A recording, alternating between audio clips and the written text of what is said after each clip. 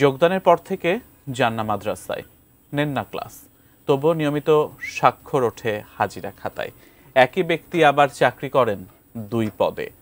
আরেকজন শিক্ষক সনদ পাওয়ার আগে পেয়েছেন নিয়োগ। নিয়মিত মাদ্রাসায় আসেন না সুপার, অথচ কর্মচারী নিয়োগে আর্থিক লেনদেনের অভিযোগ আছে তার বিরুদ্ধে।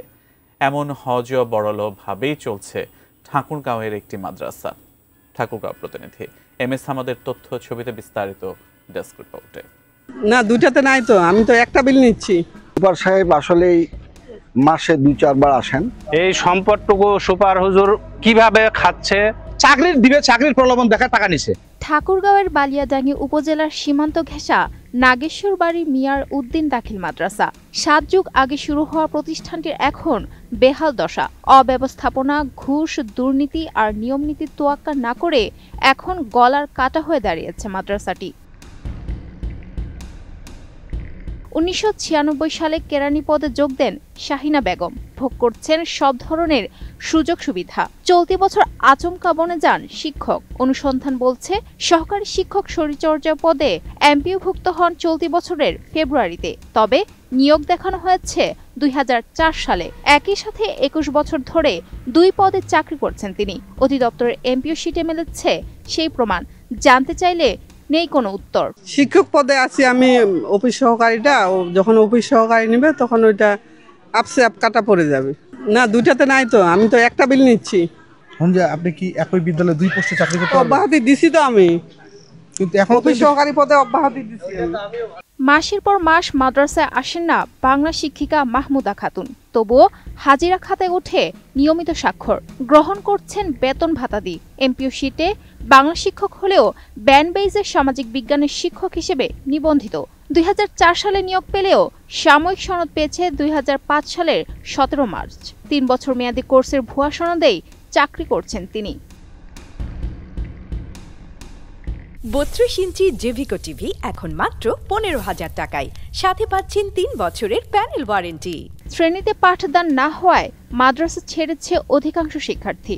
নিয়মিত আসেন না মাদ্রাসা সুপারও। তিনি ছিলেন পতিত সরকারের আমলে ওলামা লীগের থানা সভাপতি। কর্মচারী নিয়োগ, প্রতিষ্ঠানের জমি আর পুকুরের আয় থেকে হাতিয়ে নিয়েছেন কয়েক লাখ টাকা। শিক্ষার মান ফেরাতে তদারকির আহ্বান অভিভাবকদের। সুপার সাহেব আসলেই মাসে 2-4 বার আসেন। মাদ্রাসা কিভাবে চলে স্টাফগুলো কাছে জিজ্ঞাসা করলে ওনারা বলে যে চলছে, মাদ্রাসা ভালো চলছে। বিগত প্রায় 15 বছর ধরে এখানে নিয়মিত কোনো কমিটি নাই। মানে সকাল 10টা থেকে 4টা পর্যন্ত ক্লাস করলে 7টা বা 8টা ক্লাস হয়। সেখানে যদি একটার সময় স্কুল ছুটি দেওয়া হয় তাহলে 3টা বা 4টা ক্লাস করে বাকি 3টা বইয়ের হাতে দেওয়ার সুযোগ তারা পায় না। এই সম্পদটুকু সুপার হুজুর কিভাবে খাচ্ছে এলাকাবাসীকে হিসাব দিচ্ছে না। একটা বড় একটা পুকুর আছে, পুকুরটা প্রতি বছরে বিক্রি হয়। এই বিক্রির টাকাগুলো সুপার কি করতেছে কোনো শিক্ষকও কোনো হিসাব দেয় না, আর এলাকাবাসীকেও কেউ হিসাব দেয় না।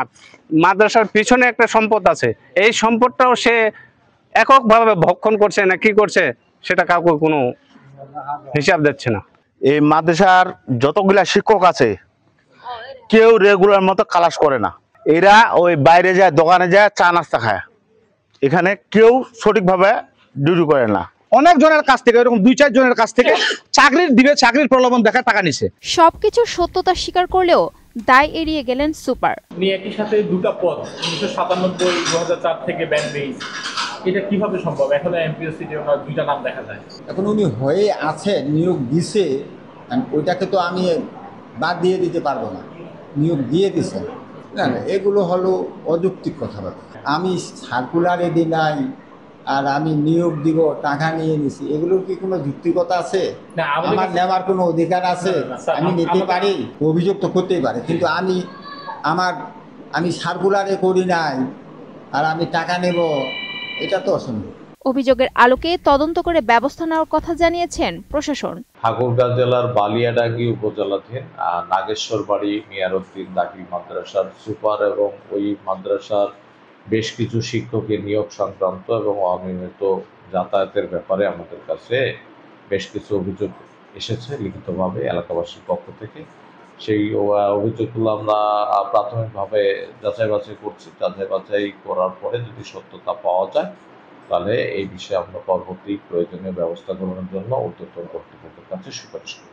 Desk report, ATN news.